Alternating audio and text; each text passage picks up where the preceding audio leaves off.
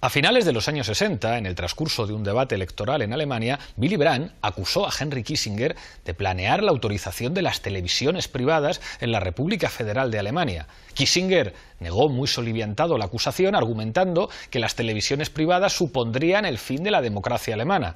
Esta anécdota, que cuenta Tony Domenech, revela cómo hasta no hace tanto tiempo era una idea de cierto consenso que la mercantilización de la comunicación podía suponer una amenaza a la calidad democrática. Hoy hablamos de medios de comunicación y de libertad de expresión. Bienvenidos a Fort Apache.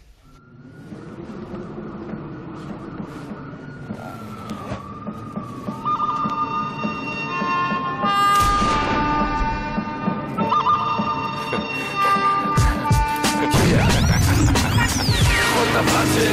Fort Apache. Es Fort Apache.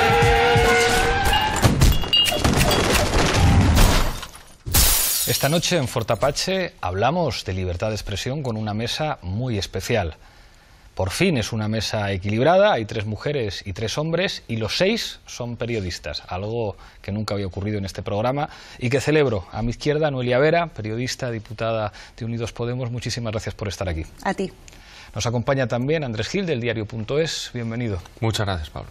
Nos acompaña Alberto Pradilla del diario Gara, bienvenido una vez más a Fort Apache. Gracias. Se estrena en el programa Virginia Pérez del diario Público, bienvenida. Gracias. También se estrena Cristina Fallarás, periodista y colaboradora en muchos programas de televisión. Muchas gracias por estar aquí. Muchas gracias. Y José Manuel Martín Meden, también periodista y miembro del Sindicato de Periodistas de Madrid. Bienvenido. Gracias. Enseguida empezamos el debate, pero antes, como siempre, en el punto de mira. Los casos de los titiriteros, el cantante de Defcon 2, César Strawberry, o los juicios contra tuiteros han puesto de manifiesto que en España la libertad de expresión está en grave peligro. Aprovechando su última mayoría absoluta, el Partido Popular aprobó la llamada Ley Mordaza, que según varios organismos internacionales supone un riesgo para la libertad de expresión y de reunión.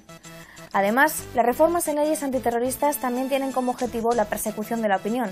Tanto es así que el número de condenados por enaltecimiento del terrorismo, casi siempre en redes sociales, se ha disparado en los últimos años. Esta noche, en Fort Apache, analizamos a quién obedecen los medios de comunicación.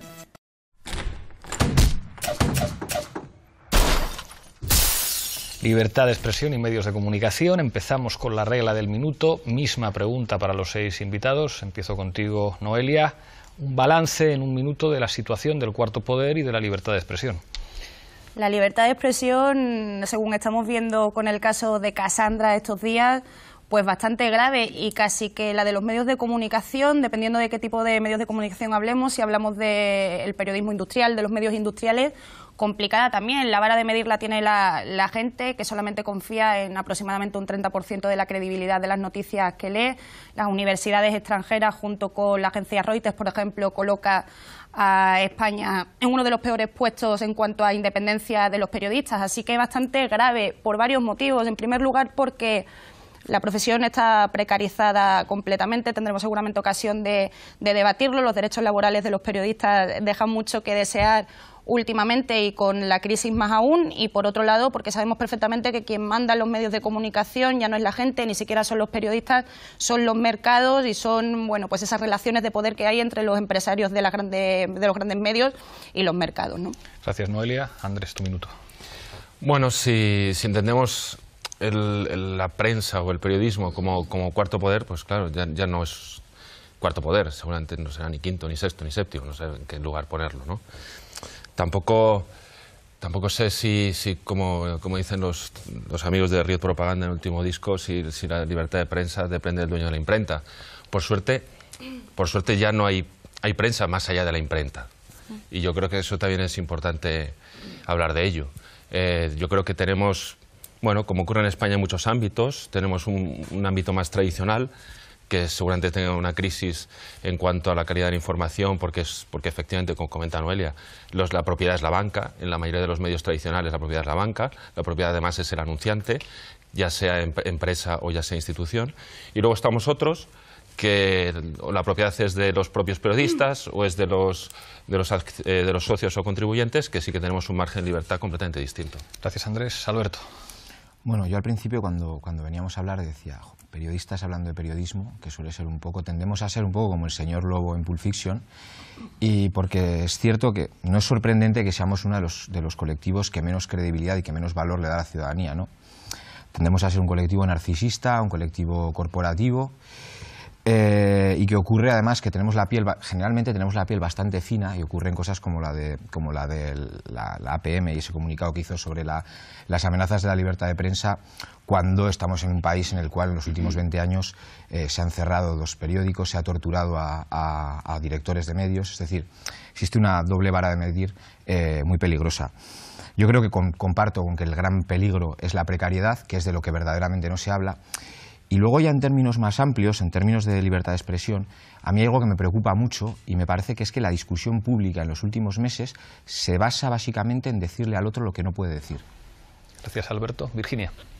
Bueno, yo creo que aquí lo que ocurre es que confluyen varias crisis absolutamente brutales, ¿no? Con una revolución industrial, que es en la que estamos, que es la revolución tecnológica, confluye una crisis económica brutal y eso deriva en toda esta precariedad, en todos los recortes en los medios, en muchos cambios en las estructuras de propiedad de muchos de los medios, ¿no? Y además, la propia revolución tecnológica lo que hace es que la gente, la ciudadanía, digamos que toma el poder de alguna manera a través de las redes sociales, es decir, emitiendo también información. Cuando eso ocurre, el gobierno obviamente dice, oigan, hasta aquí hemos llegado, esto sí que se nos escapa, no lo podemos controlar, muchas veces incluso con el apoyo de los propios medios de comunicación que ven en la ciudadanía a través de las redes una amenaza a su propio trabajo, ¿no? Y a partir de ahí empiezan las leyes mordaza, porque como decimos en la plataforma en defensa de la libertad de información, son leyes mordaza. La doble reforma del Código Penal es lo peor posiblemente que haya pasado en los últimos años en este país. Gracias, Virginia. Cristina. Mira, yo creo que nada de lo que estamos viviendo en este país, silencio, los muertos todavía en las cunetas, la corrupción bestial, el machismo imperante y la violencia, nada sería posible, nada podría haber existido sin la complicidad y la participación de los medios de comunicación, porque los medios de comunicación son los que ponen en comunicación, perdonen la redundancia, a la sociedad. Entonces creo que en este momento las redes sociales lo que están haciendo es corregir al medio de comunicación y ponerlo en evidencia. Y en ese sentido parece que algo cambia, pero yo soy muy pesimista, porque paralelamente lo que se está haciendo es precarizar radicalmente a la profesión. Es decir, hay una mordaza mayor que la de La Voz del Amo, que es la falta de dinero. Que los periodistas en este momento, en este país, no podamos comer de nuestro trabajo, significa que es un ataque mucho mayor a la información que el que ha habido hasta ahora. Gracias, Cristina. José Manuel. A mí me parece que en España no tenemos lo que la democracia necesita, que es información accesible y potable, es decir, información útil para que el ciudadano pueda controlar al poder y no al revés. Lo que más abunda es el agua y la información, y en los dos casos, en el agua y en la información, la mayor parte está congelada, contaminada o no es potable, es decir, no es útil.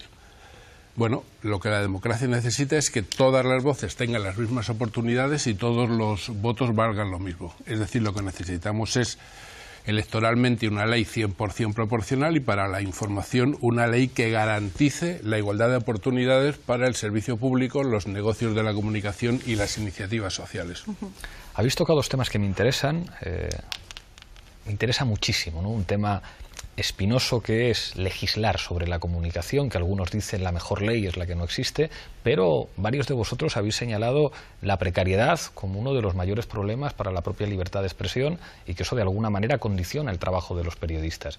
Digamos, un periodista que gana poco, un periodista que tiene que estar permanentemente pegado al que le paga el sueldo, es un periodista menos libre, al que le obligan lo que tiene que decir. Sí, fíjate, recientemente ha salido un informe de CNT en el que habla lo que suele cobrar un periodista. En este caso habla de colaboradores externos que trabajan en el extranjero, pero bueno, sería asimilable también a la gente que está en plantilla y que los sueldos han bajado muchísimo. O sea, es decir, en cualquier medio en el Estado es raro el que cobra por una pieza o con fotografías, incluso en lugares de conflicto, 100 euros. Eso es una salvajada. O sea, ponía, por ejemplo, el caso de la agencia EFE, donde se cobra 15 euros por una crónica. Entonces, con ese dinero tú tienes que estar pensando en producir en cadena. Entonces tú no puedes estar... Luego nos sorprende que haya textos de poca calidad, que haya poco tiempo para investigar, que haya poco tiempo para contrastar, pero si es que si tienes un sueldo muy bajo, tienes que meter muchísimas horas, tienes que tener diferentes trabajos para aunar, pues es que eso es evidente que la calidad se resiente. Andrés, Cristina, Noé. De todas maneras, yo quiero introducir un matiz. Evidentemente la profesión está muy precarizada y pocos salarios, salarios bajos, etcétera. Pero precisamente cuando nos quejamos muchas veces de medios sesgados o de medios que no cuentan las cosas, la verdad, o manipulan, suelen ser medios que pagan bien a sus periodistas también. Suelen ser medios que tradicionalmente han ganado mucho dinero y que no solo son medios, sino que a veces son hasta grupos mediáticos. Quiero decir que yo no desdeñaría para nada el efecto de la propiedad del medio a la hora de generar buena información y también la dependencia económica de ese medio. Del mismo modo conocemos medios con periodistas mal pagados que son dignísimos y cuya información es mucho más digna que medios donde el salario puede ser de 70.000 euros perfectamente para un redactor. Yo creo que el problema no es si la redacción es más digna o menos digna. Desde luego, Andrés, yo no conozco ningún medio en este momento y acabo de hacer una ronda exhaustiva que pague bien. Ni uno, al menos con 50 años y 2 hijos o 3 hijos, pagar bien es una cosa. Y los que tenemos años de oficio sabemos lo que es cobrar bien y nunca hemos cobrado para echar campanas al vuelo. Existe el miedo al hambre. Y ese es un problema en cualquier profesión. Es decir, cuando tú tienes miedo a que tu familia pase hambre, te pliegas a las exigencias de cualquiera. Y eso está pasando en la mayoría de los medios de comunicación, sobre todo con los periodistas de cierta edad, no con los becarios, por supuesto. Yo ayer fui a una universidad, a la Carlos III, a dar una charla y lo último que les dije a los chicos es, cuando habléis de trabajo debéis hablar de dinero. El dinero es importante porque el trabajador debe cobrar. Les pareció una fricada. Es decir, sencillamente ellos decían, no, yo lo que tengo que hacer es trabajar para... No, tú tienes que cobrar, porque el que trabaja tiene que cobrar. Eso es algo que en periodismo ya no se tiene en cuenta en la inmensa mayoría de los medios. Noé. Yo creo que tenemos que distinguir, como decía al principio, qué tipo de medios. O sea, están los medios públicos que tienen, bueno, pues una consideración que tendría que ser especial también a la hora de legislar. Están los medios industriales, que podríamos llamar los que se engloban en los 3 grandes grupos mediáticos, A3 Media, Prisa, Mediaset, y luego los pequeños medios que surgen a raíz de toda la crisis, que tienen otras formas de financiación, otras formas de ser y de estar, que se están buscando la vida de otra forma y que están aportando información de muchísima calidad que los propios medios industriales. Pero yo estoy de acuerdo con Andrés en que hay que establecer un poco la relación de la propiedad y el periodista. Estamos hablando de que los grandes medios de comunicación, los que pertenecen a esos grupos, están basando un modelo de negocio que es esencialmente eso, un modelo de negocio, sin tener en cuenta para nada el derecho a la información ni los artículos recogidos en la Constitución española, por supuesto, cada vez más alejados de un servicio público, pero son los mismos los que aplican los ERE y son los mismos los que están aplicando esas medidas de precariedad laboral, ¿no? Entonces yo creo que sí que hay que hacer una distinción, como decía Andrés, y ver bien cuál es la relación entre la propiedad del medio y los propios periodistas. Y estoy también con lo que decíais vosotros dos. Efectivamente, las condiciones son demasiado precarias. Yo he estado como corresponsal en el extranjero, en zonas de conflicto, con una cámara al hombro, por un reportaje de una semana, porque tienes que llegar, tienes que conocer el medio, tienes que conocer a la gente, tienes que, bueno, pues no, tomar un contacto a la hora de entrar y hacer una información, por el que al final se te pagan 50 euros, ¿no? El estado ya de los freelance, ya es otra cosa que también lo tendríamos que tener en cuenta, y esto se solucionaría con un estatuto del periodista que estuviese regulado y que está pendiente por hacer. Virginia. Al hilo un poco de lo que comentaba Noelia cuando hablaba de la libertad de información, claro, y yo voy a ir enlazando con lo que comentabas tú de esa regulación, ¿no? La libertad de información está recogida en el artículo 20 de nuestra Constitución y es un derecho tanto de la ciudadanía en el ámbito general como de los periodistas en el ámbito más particular, ¿no? Pero de la ciudadanía.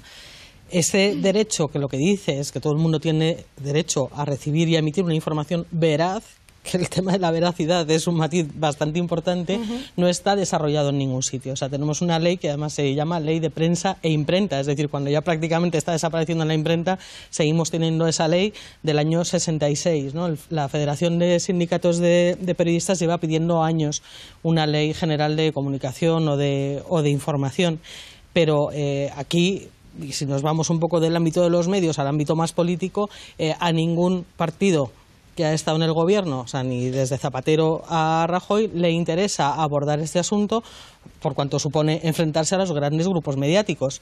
Lo que decíais de regular el tema salarial, obviamente, o sea, creo que eso debería estar fuera de una ley que creo que es fundamental que regule la calidad y la veracidad de la información en España, los derechos y deberes de los periodistas, ¿no? Que muchas veces parece que cualquiera puede decir lo que le dé la gana y vamos, a los hechos me remito, o sea, de lo que estamos viendo últimamente en medios publicados que son mentiras.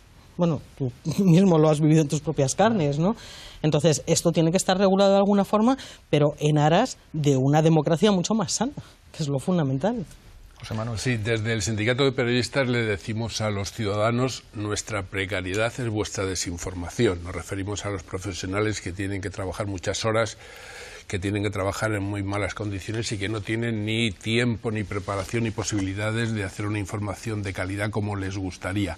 Pero yo creo que hay una doble precariedad. Hay esa precariedad laboral y hay la precariedad de la dignidad. Es decir, en los medios hay gente que gana mucho y no quiere dejar de ganarlo y se somete, y gente que tiene que someterse porque gana muy poco y necesita que no le despidan. Son dos situaciones muy distintas, pero que al final coinciden en hacer una información de muy poca calidad. Y en cuanto a lo que planteabas de legislar, yo creo que hay que legislar y mucho. Es decir, hay que legislar contra la concentración de la propiedad, sobre los derechos y deberes de los periodistas. Hay que legislar para garantizar la igualdad de oportunidades a todos los sectores. Hay que legislar para que la publicidad institucional o publicidad de servicio público se reparta.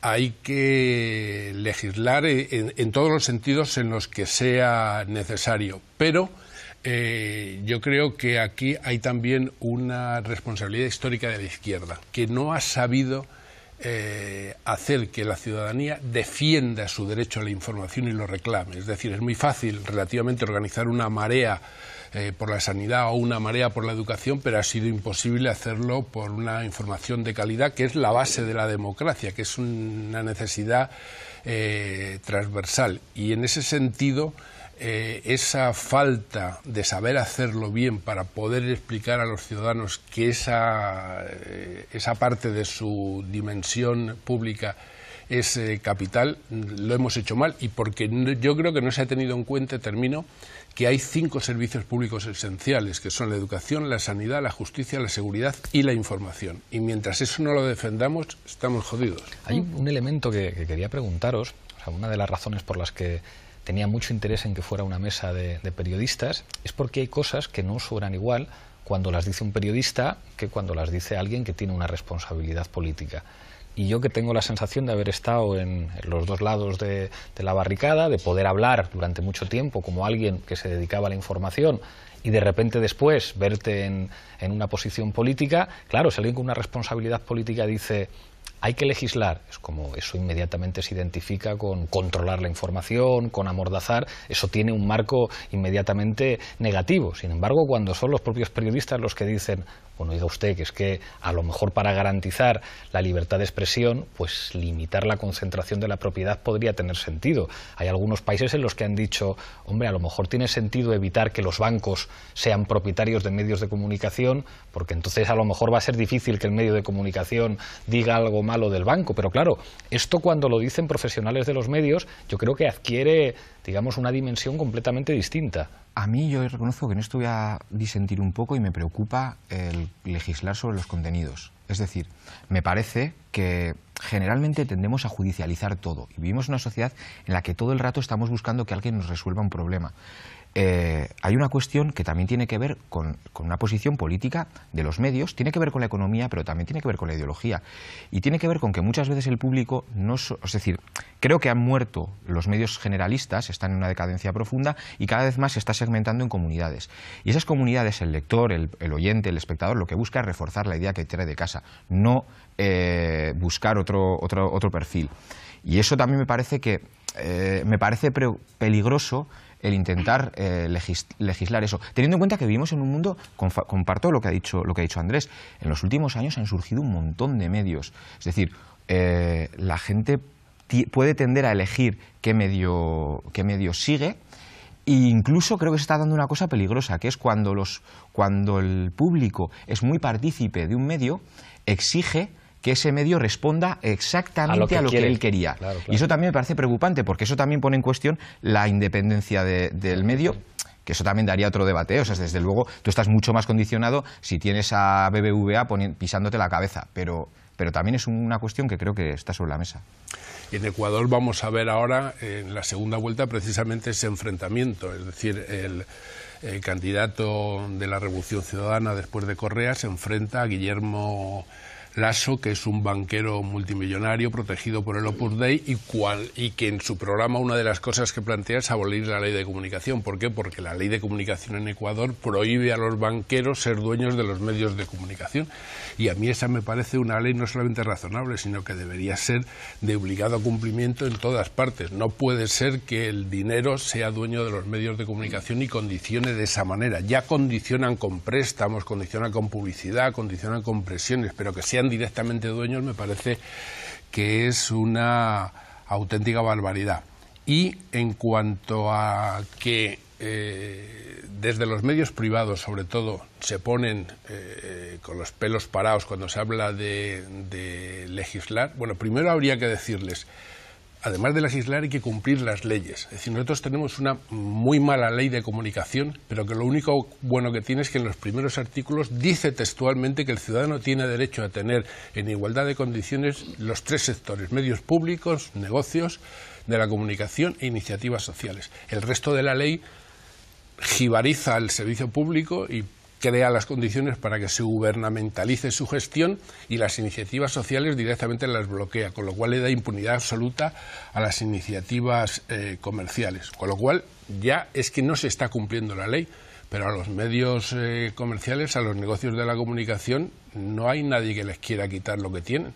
Lo único que se quiere es que se abra espacio para que el servicio público no sea gubernamental y sea de calidad, y para que las iniciativas sociales tengan todas las posibilidades, y que además la publicidad institucional se reparta a partes iguales, que no sería sea un sostén para todos los medios no mayoritarios. Claro. A partes iguales y con transparencia. Sí, porque sí, es que ahora no se sabe cómo se reparte. Es que son millones y millones de euros al año que no sabes a dónde van. Bueno, se sabe cómo se reparte. Bueno, la Junta de Andalucía en claro, los últimos años ha repartido 600 millones de euros en los medios afines. Eso es, siempre Es son decir, afines. la edición andaluza del país se mantiene gracias Tiene al que haber dinero de una la pregunta Junta parlamentaria al gobierno de turno para que luego saque la información. Quiero decir, que no es algo que sea transparente. Por otro lado, los 3/3 tienen sentido. Al final, si es se una cumpliera, posibilidad. Si se cumpliera, claro, si se cumpliera tiene sentido. 1/3 de iniciativa social, 1/3 privada y 1/3 pública, tiene sentido. A mí también Claro, si tú vas a la Comisión Nacional del Mercado de Valores y miras a empresas cotizadas, al Grupo Prisa, claro, ves que es que en su consejo de administración hay bancos. Y esa gente, de verdad que pagan mucho dinero también. Pero luego también hay negocios redondos, es decir, A3 Media, tienes Antena 3 para un segmento conservador, La Sexta para un segmento progresista. Todo el dinero va al mismo bolsillo, es un negocio win-win. Claro, y al final, efectivamente, concentra una cantidad de espectadores entre todos que dicen, bueno, es la libertad. Bueno, pero es que, vamos a ver, es que en esa libertad al final... ¿La libertad de qué? ¿De qué? Es que el problema, Pablo, ¿de qué? es que tú dices, cuando llegas a ser alguien que tiene una responsabilidad política, es que los medios de comunicación tienen una responsabilidad política quizás mayor que los políticos. Desde luego más poder político por eso, que los políticos. La responsabilidad política de la comunicación es extraordinaria. Y sin embargo, yo creo que el problema es la mentira. La base del problema es la mentira. Es decir, el medio de comunicación, en España por lo menos, desde hace mucho tiempo está establecido como alguien que no informa sobre lo que sucede, sino sobre lo que dicen que sucede. De manera que sirve de altavoz a la mentira, sea esta del PSOE, del PP, de Convergencia y Unió o de cualquier partido que ha gobernado. En ese sentido, es imposible que se legisle sobre la información, porque la diferencia entre información y política no existe en este país. Es decir, ahora empezamos a ver cierta rectificación. Uno, ¿por qué? Porque se cerraron algunos medios y los periodistas quisieron montar, bien sea cooperativas, bien sea pequeñas empresas, y estamos a la expectativa de ver lo que pasa. Pero sobre todo, insisto en el papel de las redes sociales. Es decir, aquella mentira que se repetía ya queda en evidencia. Yo recuerdo cuando Mariano Rajoy dijo hace poco, no, es que Soria, así en rueda de prensa, a todos los españoles, no, es que el exministro Soria se presentó a un concurso. Bien, al día siguiente todos los periódicos debían haber publicado: el presidente del gobierno miente, Ese era el titular, porque es una noticia, en el caso de Mariano Rajoy poca, pero es una noticia que un presidente... Y todos titularon, Mariano Rajoy dice que se presentó a un concurso, el que no tituló que se presentó a un concurso directamente. Bien, eso revela cuál ha sido y cuál es todavía el papel de los medios de comunicación. Y en el caso de pedir una legislación, yo creo que es importante el reparto del dinero, es importantísimo, del dinero público.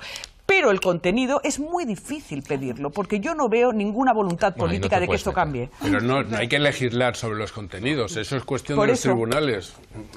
No de las leyes de injuria y la comunicación. calumnia, o sea, más allá no se puede regular. Pero seguramente además ahí yo creo que es evidente que no se puede... Es una cuestión ética. Y no se puede poner puertas al campo. O sea, yo creo que la cuestión de los contenidos, sobre todo en una sociedad como la nuestra, es incluso el debate sobre los famosos tabloides.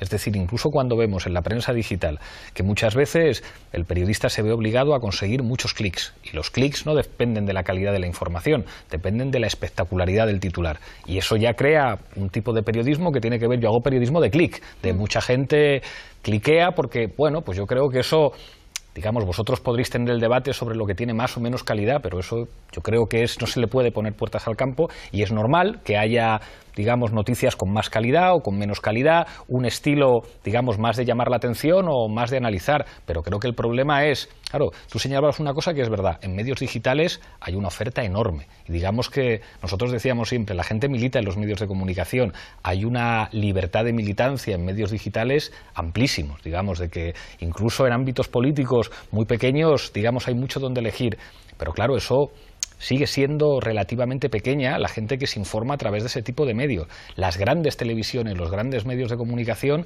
siguen estando controlados por muy pocas manos. Es decir, el caso de los medios públicos es escandaloso y el uso además de los recursos públicos para favorecer a medios afines, pero el problema de los medios privados es que buena parte de la libertad de expresión depende de la buena voluntad del propietario. Si el propietario tiene buena voluntad y lo abre a que vaya mucha gente, bien, claro, pero el día que la deje de tener... Depende de la buena voluntad porque no hay un auténtico pluralismo de medios. Es decir, lo que habría que hacerles es obligarles a aplicar su propia lógica de la economía de mercado que se basa en la libre competencia en igualdad de oportunidades y con muchos concurrentes para que de ahí puedan salir productos de calidad. Pero eso es lo que no ocurre. Tenemos un oligopolio en la televisión en España, que además las dos empresas son de propiedad extranjera, lo cual es terrible. También en la ley de Ecuador se prohíbe ese dominio de las inversiones extranjeras en las televisiones nacionales y los tres sectores están legislados en Ecuador, está legislado en Bolivia, está legislado en Bolivia, incluso con un plus para los pueblos indígenas. Lo primero que hizo Macri al llegar a Argentina fue congelar la ley de comunicación. Lo primero que hizo Temer en Brasil fue congelar el germen de medios públicos que había puesto en marcha los gobiernos de Lula y de Dilma. Claro, el problema es que la propia economía de mercado no es coherente con sus principios y limita la concurrencia, limita la posibilidad de acceder a los recursos. Pero fíjate que estamos hablando de un sector donde los trabajadores son en teoría cultos y en teoría están informados. ¿Por qué no están organizados? Es decir, ¿por qué en otros sectores estamos viendo que los trabajadores se revuelven contra la empresa, se revuelven contra el oligopolio, contra el apriete, contra las malas prácticas? Y en periodismo no solo no estamos organizados, sino que nadie se queja. Es decir, hay un problema en los profesionales. Antes alguien lo ha dicho de lo del corporativismo. Es decir, los periodistas siguen creyendo que son trabajadores de bata blanca y no de mono azul, desde siempre. Y en España no tenemos siquiera los sindicatos poderosos que hay en Italia o en Francia, ¿no? Enseguida tenemos una imagen épica, por ejemplo, cuando nos pusieron el chaleco blanco, cuando había el rodea el Congreso, y la gente se puso el chaleco blanco, que era una indecencia, o sea, es decir, me quiero poner aquí aparte para que le caneen a la ciudadanía mientras que yo estoy aquí tranquilamente. Aparte que voy a tener que hacerme de una asociación a la cual es privada y tengo que pagar 50 euros, no recuerdo muy bien, a ver si me voy a meter la pata, pero eran 50 más el chaleco. Oiga usted, yo ni siquiera quiero pertenecer a esa asociación porque no creo, porque una asociación que ha pactado con la delegación del gobierno el que a mí me ponga ese chaleco no me representa en absoluto. Y ahí nos callamos todos y todo el mundo, bueno, la mayoría se puso el chaleco. Enseguida seguimos con el debate, me habían pedido la palabra Noelia y Virginia, pero antes un Zapping Apache muy especial que el malvado Tristan Meyer nos ha preparado. Adelante, vídeo. lanzamos la pregunta. ¿Existen los límites del humor? La explosión se ha producido exactamente a las 8 y 11 minutos de la mañana. En ese momento el vehículo de José María Aznar circulaba a velocidad lenta. Los etarras, desde un lugar próximo, hicieron detonar la carga del coche bomba cuando el del presidente del Partido Popular pasaba a su altura. Mire usted, señor González, estoy escuchando el bombazo mix. Bombazo mix, todos los bombazos del momento en un solo disco. Van dos y se cae el de en medio. Yo... Y me dice, pero ¿por qué el de en medio y no la de en medio? ¿Por qué? ¡Machista! Me gusta, pero no suele llevar gorro. No sé. ¿Cuál es más barato? Este. Me lo llevo. ¡Y punta! Nazis, awful. Sharks, brilliant. Amazing creature. It can smell and taste the slightest human secretion of blood and sweat, 1 part in a billion from a mile away. A shark would have found Anne Frank like that. I've been to her house. It's tiny. Every day they went in. Okay, let's move on. Sarge, can we look upstairs today? No, there's no one down here. Move on. Sarge, what's that tapping?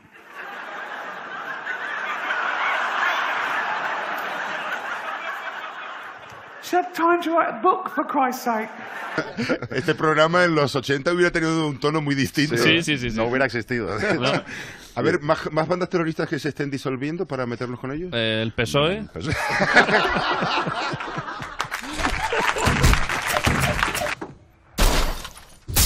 Bueno, este es otro temazo. Son los límites del humor y, digamos, los últimos acontecimientos. La famosa condena a 1 año de prisión en la Audiencia Nacional a una muchacha de 21 años y la inhabilitación. Bueno, esto marca un antes y un después. O sea, en los últimos años en España se están produciendo más condenas por poner tuits que en los años más duros de ETA. Yo creo que esto tiene mucho más que ver, más que con la libertad de expresión, que también tiene que ver con todo un despliegue de los mecanismos del Estado para sembrar la intimidación y aumentar el control social. Es decir, va mucho más allá de la libertad de información. Es el Código Penal, es la ley Mordaza, son las amenazas, es el comportamiento de la policía en las manifestaciones, es el aparato del Estado que, bordeando la legalidad, intenta imponer mecanismos de intimidación y de control cada vez más intensos. Sí, Noelia y Virginia. Perdón. No, estoy completamente de acuerdo. Se me ha quedado todo en el tintero del anterior tema porque, claro, o sea, a mí me toca, pues claro, una periodista vocacional que de repente se mete en un congreso a supuestamente pues hacer propuestas de leyes, pues la contradicción y el comecoco no ha sido menor, ¿no? Y yo estoy en ese sentido, y ya termino, obviamente a favor de que hay legislaciones que hay que hacer, hay cosas que no se le pueden tener miedo, nunca metiéndose en los contenidos. Pero no nos podemos creer impunes siempre, ¿no? No podemos dedicarnos a hacer malas noticias sin contrastar, decir muchas veces mentiras, ¿no? Como títeres por nuestros dueños, y al final que no exista ni siquiera un observatorio de medios, que es que ni siquiera existe un observatorio de medios, ¿no? Favorecer los medios del tercer sector, repartir mejor el espacio radioeléctrico, pero bueno, ya podremos hablar de esas cosas. El vídeo canalla este que habéis lanzado, pues yo creo que es un ejemplo, pues bueno, muy traído con oportunidad por todo lo que está pasando, que es completamente pues una aberración. Lo que estamos viendo esta semana es a una mujer de 21 años que tiene el resto de su vida sentenciado, que tiene que estar 7 años, creo que son 7 años inhabilitada, no puede acceder a una beca ni puede acceder nada, y también es una cosa que nos influye a los periodistas. Los periodistas, lo decía antes Alberto, nos hemos tenido que poner un chaleco para que nos identifiquen, no para protegernos, sino para mantenernos controlados y que no nos acercáramos a grabar. O sea, la libertad de expresión también nos afectaba a nosotros con... Yo con lo de Carrero Blanco, perdona que te interrumpa, recordaba en estos días cuál era el grito que utilizábamos cuando la revolución de los claveles en las manifestaciones en la Plaza del Rocío, en Lisboa, que era arriba Franco, más alto que Carrero Blanco. Claro. Todos a la cárcel. Virginia. Bueno, con respecto a lo que comentabas tú, ¿no?, de que es una táctica intimidatoria por parte del gobierno, sí lo es, pero sí que va directa contra la libertad de información, un poco por lo que comentaba al principio, ¿no? Este mar ciudadano en las redes sociales, ¿no? O sea, es como una herramienta de protesta eficaz, o sea, porque se vio con el 15M, ¿no?, que era eficaz. O sea, esto es lo que nadie quiere que se vuelva a repetir. O sea, está clarísimo. No lo pueden soportar. Claro, o sea, y a partir de ese momento se empieza a legislar para poner freno a todo esto, ¿no? por volver un poco sobre lo que comentabais antes, sobre todo tú, Cristina, ¿no?, de por qué los periodistas no se asocian. A mí una cosa que me llama muchísimo la atención en España con respecto a otros países es que cuando tú le preguntas a un periodista, bueno, ¿y tú qué eres o a qué te dedicas? No, yo trabajo en el país o en el mundo o donde sea, ¿no? O sea, hay una autovinculación del periodista con la marca para la que trabaja, ¿no? Posiblemente eso se produce porque durante muchísimos años ha habido muy poco movimiento profesional, o sea, muchísima gente trabajaba en determinados medios y no se movían de esos medios, ¿no? Y yo creo que al final ha habido una especie de síndrome de Estocolmo en el cual pues todo el mundo se vincula con su marca y ve al de al lado como una competencia y no como un compañero, ¿no?, que al final es lo que somos. Afortunadamente todos los que estamos fuera de redacciones, si tuviéramos que enumerar todos los medios para los que trabajamos sería terrible. Perdona, te he interrumpido. No, te iba a decir nada más que lo que estás diciendo, teniendo en cuenta además de que durante la transición desde los sindicatos ganamos la batalla cuando pretendieron los empresarios ser los que daban los carnets de prensa en lugar de que fuera el Estado. Claro, claro. Yo quiero decir una cosa sobre la libertad de expresión. Yo creo que lo de esta muchacha es una cuestión de dinero. Es decir, que todo lo que está sucediendo es una cuestión de dinero, cuando tú hablabas de control de la población y de blindaje de las élites económicas. Es decir, las tasas, cómo funciona todo, no funciona con cárcel, sino con multas, funciona con tasas, es cuestión de dinero, porque libertad de expresión hay en el caso de esas élites económicas blindadas, es decir, el señor Hernando puede decir cuando le sale de las narices cosas bárbaras sobre los muertos del franquismo, y nadie se echa las manos a la cabeza. ¿Por qué? Porque ya forma parte de la élite económica intocable. Entonces, ¿qué van haciendo? Paralelamente al empobrecimiento de la inmensa mayoría de la población, coserla a tasas, a multas y al miedo, de nuevo el miedo al hambre. Es decir, no es cierto que solo sea libertad de expresión, hay un problema básico de clase. Andrés. Sí, es que clase... como sois periodistas me cuesta más moderaros. Estamos muy moderados. Bueno, de clase efectivamente y de un régimen que se siente amenazado precisamente por lo que hablábamos antes, de una proliferación de voces y de cosas que pueden cambiar o no el curso de los acontecimientos, como pasó efectivamente con el 15M. O sea, hemos tenido un concejal de Cultura que dimitió a las 48 horas de tomar posesión por 4 tweets. Es tremendo. Y que es tremendo. Y otro que tuvo que borrarlos deprisa y corriendo, porque es que iban a por él después, ¿no? Y hablamos de los titiriteros, pero es que también César Strawberry, quiero decir, Baltonic, Facu Díaz, ¿cuántas veces ha ido a la Audiencia Nacional por programas de televisión? O sea, es una cosa de querer derrotar a lo que ves que te amenaza, pero te amenaza porque te sientes débil. Yo creo que es lo interesante. Y bueno, ya para terminar, es que estamos, en el caso de Cassandra, que es espectacular, es que claro, tenemos a ella que con una sentencia por un tuit por hacer chistes con Carrero Blanco, que gracias a la ley de amnistía pactada por este mismo régimen, resulta que nos consideran en fin, que está fuera de todo tipo de... Es tremendo, o sea... Que está fuera de la ley, digamos. Y entonces tienes a Billy el Niño paseando por las calles, que es un torturado del franquismo, y Cassandra con una sentencia. Entonces es que esto es incomprensible. Yo es que me parece... Yo en esto suele ser bastante Pepito Grillo y siempre llevo años diciendo lo mismo. Las leyes de excepción que se han aplicado en Euskal Herria en un contexto de violencia política, en lugar de desmantelarse en un momento en el que ya llevamos 5 años de que ETA cesó su actividad armada, lo que se ha hecho ha sido extenderse de una manera, digamos, aplicada al Estado, pero en lugar de desmantelarse en Euskal Herria, se han extendido al Estado. Hablamos de lo que ha pasado con Cassandra, pero es que en Euskal Herria llevamos una larga tradición de medios cerrados. Voy a hablar, por ejemplo, del caso de Miguel Ángel Llamas, Pitu, que estuvo 1 año y medio preso después de que cerrasen la web apurtu.org. Nunca hubo juicio. Esto hace nada, o sea, hace unos años. Esto, en Euskal Herria, los casos de gente que ha sido condenada por tweets se cuentan por decenas. Entonces, lo que ha ocurrido ha sido... Esto no pretendo decir, es que no ha habido solidaridad al otro lado del Ebro y ahora se están dando cuenta, pero es cierto que ha habido una extensión de la excepcionalidad vasca, ha habido una extensión al Estado. Y luego hay otra cosa, a mí me preocupa mucho cuando decimos... ¿ves? Y a los fascistas que dicen no sé qué, no se les detiene a ellos. Me parece muy preocupante que entremos en ese marco ideológico, porque parece que estamos diciendo que los detengan a ellos también. No, nadie debería ser detenido jamás por un tuit. Nada. O sea, es decir, bueno, Claro, sí que existen dos figuras, que son la injuria y la calumnia, que son muy concretos y que una persona afectada puede poner una querella. El resto, todo este magma que está haciendo del delito del odio, que es subjetivo, interpretable. Es decir, No hay que aplicarla a todos, hay que eliminar esa ley. Claro, por supuesto. Es decir, es que no hay que pedir que le detengan al otro. Lo que hay que decir es que no detengan a nadie por su contenido. Totalmente. Me recuerda lo que estás diciendo y el comentario anterior sobre la insolidaridad y el corporativismo en nuestra profesión, cuando el medio que cerraron en Euskadi, torturando además a su director, generó muy poquita solidaridad en el resto de periodistas del Estado español. Y Egin lo mismo, porque Egunkaria, ¿se acuerdan? De Egin ya no se acuerda nadie. Claro. Pepe Rey, Ardibeltza, Kale Gorria. Yo recuerdo, de hecho, cuando Fermín Muguruza, en unos premios, no recuerdo cuáles eran, los dedicó a los trabajadores de Egunkaria y toda la progresía española le abucheó con sonoridad. Entonces, claro, ahora decimos, ahí va, qué casualidad que está pasando esto. Es que realmente esa excepcionalidad que funcionaba en el Estado se ha extendido. Porque faltó información. Pero, de nuevo. Y porque vivimos en una sociedad de prejuicios. O sea... Pero es que eso incluso llega a límites, porque puedes decir, es verdad que la cuestión vasca ha sido un tema tabú en España y sigue siéndolo.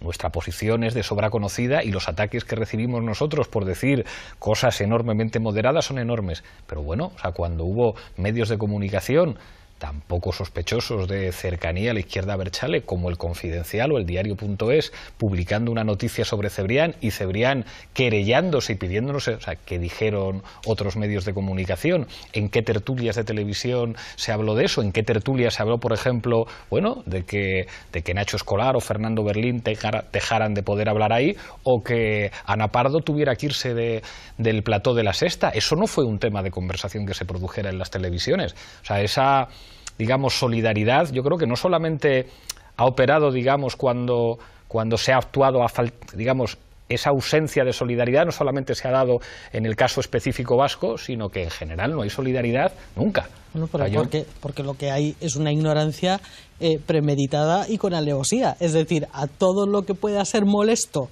a la idea preestablecida de cómo tienen que ser las cosas, o sea, mejor obviarlo. Bueno, lo de Jesús Tintora, arden las redes sociales, no las tertulias, no los periódicos, no hay editoriales sobre la cabeza cortada de Jesús Tintora. La gente en las redes sociales protesta, pero no es verdad que ninguna asociación, ningún colectivo diga, hombre, es un poco fuerte que el gobierno presione y que de la noche a la mañana, y cuando yo dije esto en un programa de televisión me dicen, hombre, pero esto es una decisión empresarial. Es decir, aquí los únicos que purgan son los políticos. Aquí en los medios de comunicación tomamos decisiones empresariales. Diles tú algo, claro. Pero es que es verdad que en un medio privado toma decisiones empresariales. Otra cosa es a qué obedece y etc. Pero en última instancia, es decir, me parece mucho más grave cuando en una tertulia pública de un medio público, en Televisión Española, Telemadrid, digamos, el sesgo de las personas que están yendo allá es tan evidente, que parecemos nosotros aquí dándonos la razón todo el rato, que en un medio privado, que en el fondo es verdad que el dueño de la imprenta es el que decide, de la imprenta o del plató. Yo quería apuntar solamente un poco, bueno, pues siguiendo la línea que decía Alberto, lo que está pasando en los medios públicos, porque es que, claro, creo que es por donde deberíamos empezar y es lo que más olvidado está. Pero es que hagamos un repaso de cuando el presidente del gobierno nombró a dedo al presidente de Radio Televisión Española, que es que la primera que murió fue Ana Pastor, después vino Juan Ramón Lucas, y así a día de hoy, leía el otro día los datos, solo 1 de cada 3 periodistas originales siguen en su puesto de trabajo después de la purga política, ¿no? Y esto sigue pasando en las plantillas, en los redactores, que hay un proceso de moving como el que pasó y se vivió en Telemadrid y sigue instalándose, ¿no? Y a mí me parece también importante que se valore, porque eso sí lo estamos pagando entre todos y entre todas las ciudadanas, y no debería responder a objetivos empresariales, desde luego. Total, Virginia. Bueno, yo quería retomar un poco lo que comentabas.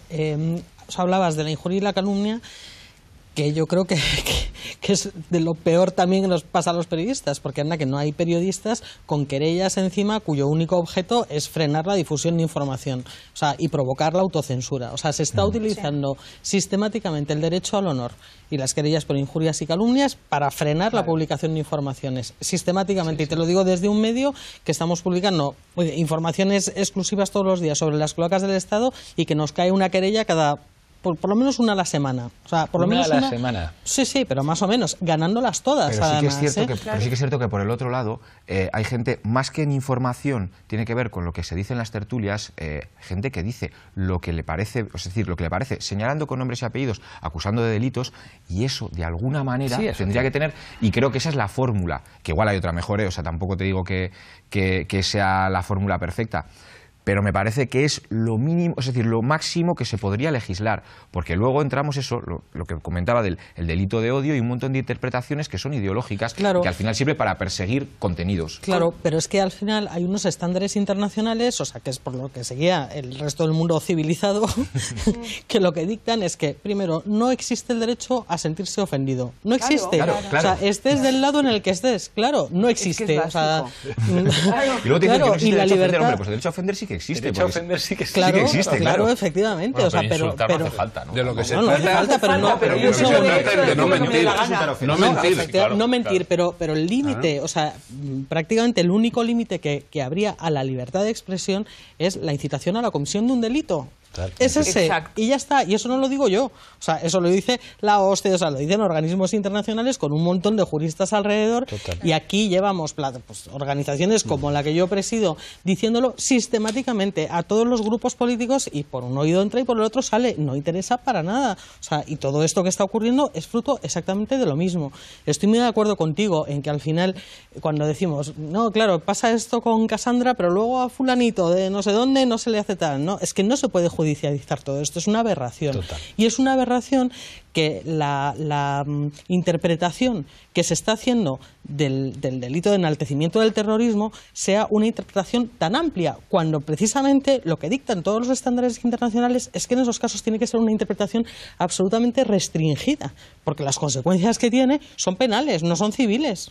Es una barbaridad. Estamos llegando al final, volvemos a la regla del minuto, un minuto de conclusiones para todos vosotros. Empiezo contigo, Cristina, tu minuto. Yo voy a insistir en el tema del dinero. Creo que si olvidamos los periodistas que somos trabajadores, olvidamos cualquiera de las primeras reglas de dignidad que tiene un oficio, que es vivir de ese oficio con austeridad, si queréis, pero vivir de él. Si nos olvidamos de eso, vendemos lo que pensamos, lo que decimos, lo que hacemos, y por lo tanto vendemos la libertad de la población entera. Es decir, conformarte con menos de lo que vale tu trabajo o crear un medio de comunicación que no paga a sus trabajadores está en contra de un pacto social básico, económico, sin el cual es imposible crear una información de calidad. Gracias, Cristina. José Manuel. Sí, yo querría incluir así para terminar un tema que no hemos tratado, que es lo que a mí me parece imprescindible, que es la alfabetización mediática, es decir, incluir en todos los estudios, desde la escuela a la universidad, el conocimiento de los medios de comunicación para que el ciudadano sepa cómo controlar al poder y no el poder al ciudadano, para formar ciudadanos con capacidad crítica y que entiendan la necesidad de reivindicar su derecho a la información de calidad. Gracias, José Manuel. Alberto. Bueno, yo como he empezado siendo crítico, voy a ser ahora benévolo. Yo creo que se ha certificado durante mucho tiempo el fin del periodismo. Hemos estado en su funeral un montón de veces y eso lo siento, pero no va a ocurrir.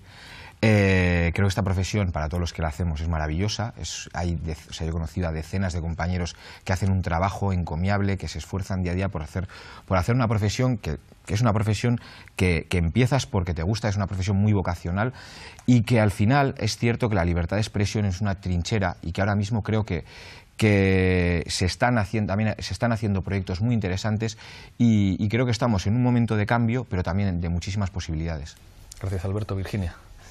Bueno, un poco en línea con lo que comentaba José Manuel, yo creo que una de las claves es que entendamos o nos concienciemos todos de que el periodismo es un servicio público y como servicio público necesita una defensa a ultranza por parte de todos, o sea, de la ciudadanía y de los propios periodistas, ¿no?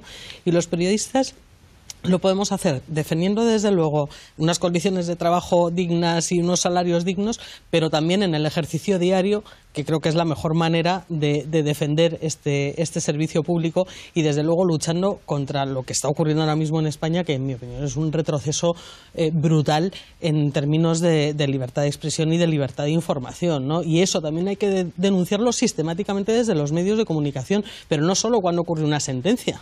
O sea, es que no hay que llegar a una sentencia en la Audiencia Nacional, porque se están aprobando leyes desde hace 2 años que todos sabíamos que iban a acabar en esto. Gracias, Virginia. Noelia.